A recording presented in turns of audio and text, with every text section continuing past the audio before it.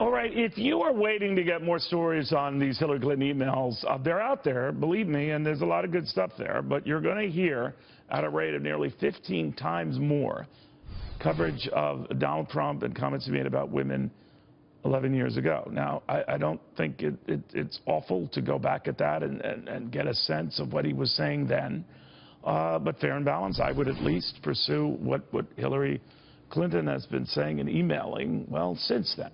A lot of it just a matter of weeks ago. I would think that would be fair. I would think that would be balanced. And left or right, I think it would be the proper thing to do. Media Research Center Director Rich Noyes has been analyzing this coverage, and I don't think that sentiment is widely shared. What have you discovered? Well, Neil, we're just looking at ABC, CBS, and NBC, and since Friday night, there's been 198 minutes of coverage on just these 6 broadcast shows about Donald Trump's tape and the things he said back in 2005. At the same time, the story broke almost the same hour, just 13 minutes on these Hillary Clinton Wikileaks expose showing that she had, 2 opinions, public versus private positions when it came to trade. She wanted open borders throughout the hemisphere. She wanted open markets throughout the hemisphere, which would have really had an effect on American workers. That's getting very, very little coverage. You're right, 15 times more for Trump than for Hillary.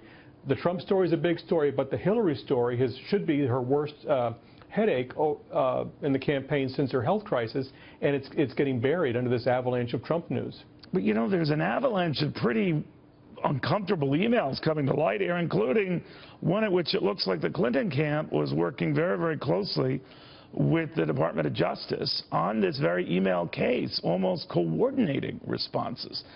That touches on potential, I stress potential, criminality.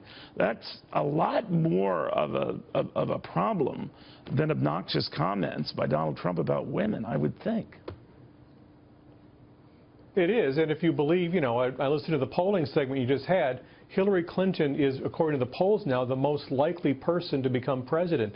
She deserves more scrutiny before the election because she's the one most likely to win. And instead, the media are doing the opposite. They're sort of digging in on Donald Trump and sort of, taking somebody they think now has very little chance and trying to sort of push him further in the ground.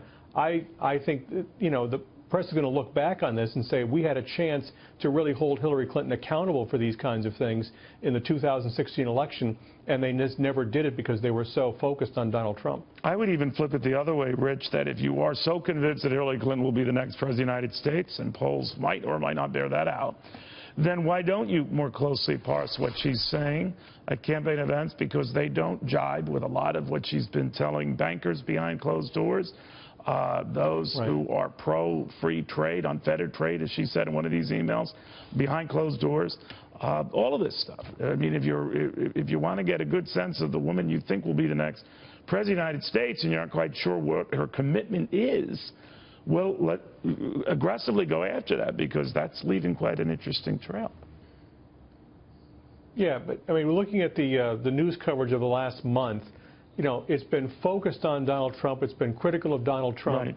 And Hillary Clinton's role in the coverage has been to be one of the Donald Trump critics. She's the leading Donald Trump critic, but she personally is not being held to account for pretty much anything. There's a story about Donald Trump and reporters attacking him. Then a Clinton story is Clinton repeating those attacks in her own right. voice. Very so it's different. almost, it's a very good distinction. She wins both stories. You're right. Yeah. Rich Noyes, thank you very much, MRC Research Director. And again, as I said, and I said out in St. Louis, by all means, aggressively go after all of this stuff on Trump and everything, whether you think it's germane or not, but show at least near the same zeal going after some of these inconsistencies. That is fair. That's balanced. That is doing your job.